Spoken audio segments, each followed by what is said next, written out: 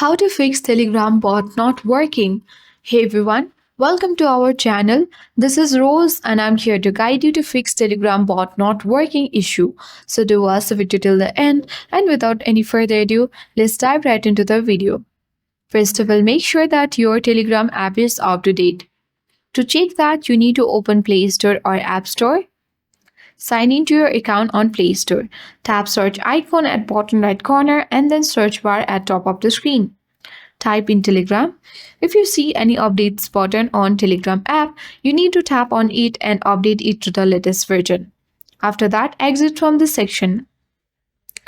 And then you need to tap and hold Telegram app. Tap the I button to access the app info section of Telegram. Scroll down and select storage users. Tap clear cache and then tap manage space option.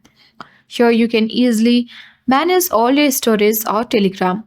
After you do that, go back to the app info section of Telegram again and then select permissions. Make sure you have allowed all the app permissions. After that, lastly, make sure that your browser is also up to date. If not, you can go back to the Play Store or App Store and search for the Chrome browser. If you see any updates, update app to the latest version.